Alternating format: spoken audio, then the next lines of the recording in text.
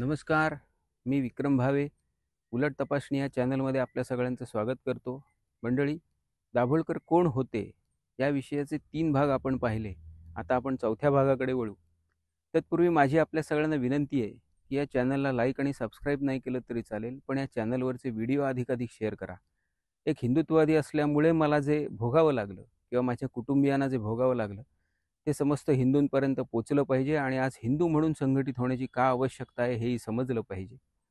असो, आपण चौथ्या भागाकडे वळू. मंडळी, ही घटना 2013 सालची आहे.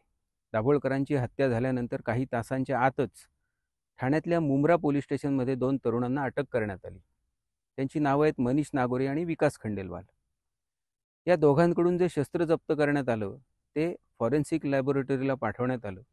तिथे नरेंद्र दाभोळकरांच्या शरीरात मिळालेल्या गोळ्या आणि नागोरे आणि खंडेलवालकडून जप्त करण्यात आलेलं पिस्तूल याची तपासणी केली गेली आणि एक धक्कादायक माहिती समोर आली की नागोरी आणि खंडेलवाल यांच्याकडून जप्त करण्यात आलेल्या पिस्तुलामधूनच नरेंद्र दाभोळकरांची हत्या करण्यात आली होती.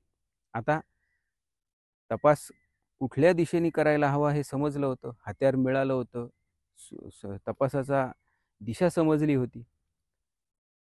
पण झालं असं की जेव्हा न्यायालयापुढे या नागोरी खंडेलवालला उभं करण्यात आलं, तेव्हा त्यांनी न्यायालयात गोंधळ घालून असं सांगितलं की आमचा या हत्येच्या प्रकरणाशी काहीही संबंध नसून उलट हा आम्ही न केलेला गुन्हा कबूल करावा यासाठी आम्हाला प्रत्येकी 25 लाख रुपये ऑफर करण्यात येत आहेत, पण आम्हाला असं काही करायचं नाही, आमचा कुठल्याही हत्येशी संबंध नाही. अर्थातच अशा गोष्टी न्यायालयाच्या रेकॉर्डवर येत नाहीत, त्यामुळे ह्याही आल्या नाहीत. पण तिथे पत्रकार उभे होते, त्यामुळे ही गोष्ट दुसऱ्या दिवशी बातम्यांमध्ये जोरदार वाजली. त्यानंतरच्या तारखेला पुन्हा आश्चर्यकारकपणे या दोघांनी, नागोरी आणि खंडेलवालनी, न्यायालयाला असं सांगितलं की मागच्या तारखेला आम्ही जे काही बोललो ते गैरसमजातून होतं आणि ते प्रकरण थंड झालं. पण नागोरी आणि खंडेलवालनी केलेले आरोप, त्याला मिळालेली प्रसिद्धी, या सगळ्या गोष्टी रेकॉर्डला नव्हत्या, कागदावर नव्हत्या. पण त्यांच्याकडून मिळालेल्या पिस्तुलामधूनच हत्या झाल्याचा फॉरेन्सिकचा अहवाल मात्र कागदावर होता. त्यामुळे पुणे पोलिसांनी नागोरे आणि खंडेलवाल यांचा ताबा घेतला आणि पुणे पोलिसांच्या क्राईम ब्रँचचे ACP राजेंद्र भामरे हे त्यावेळेला तपासाचे प्रमुख असावेत. त्यांचं न्यायालयापुढे प्रतिज्ञापत्र आहे. त्यांनी प्रतिज्ञेवर सांगितलंय की नरेंद्र दाभोळकरांच्या हत्येशी नागोरी आणि खंडेलवाल यांचा थेट संबंध असल्याचे पुरावे आमच्याकडे आहेत. अधिक तपासासाठी त्यांची आम्हाला कोठडी मिळणं आवश्यक आहे किंवा काही अतिरिक्त कलमं त्यांच्यावर लावण्यात यावीत, इत्यादी इत्यादी.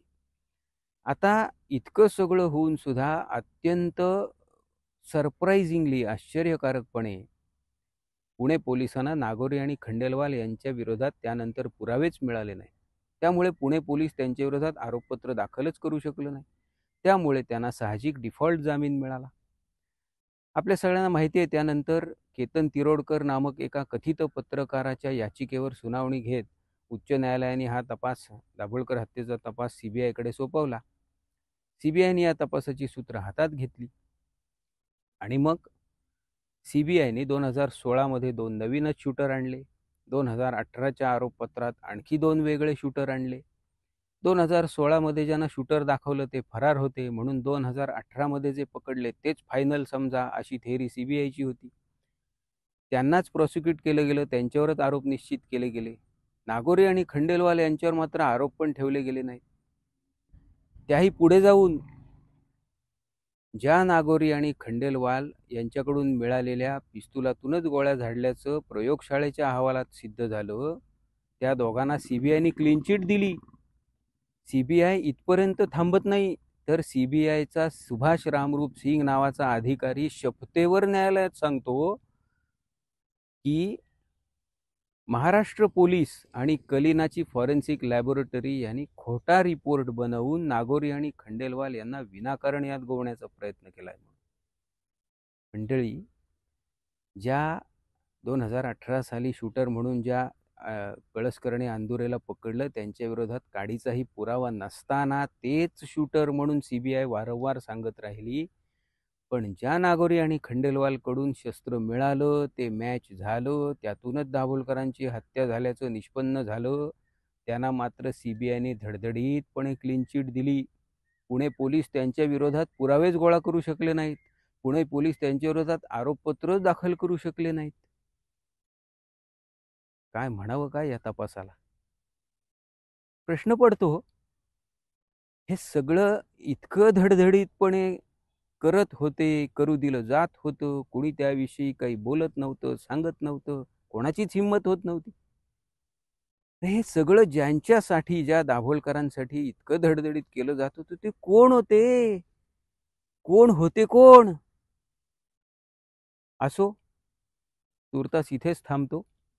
पुन्हा भेटूया पुढच्या भागात एका नवीन मुद्द्यावर चर्चा करण्यासाठी आणि दाभोलकर कोण होते या प्रश्नाचं उत्तर शोधण्यासाठी.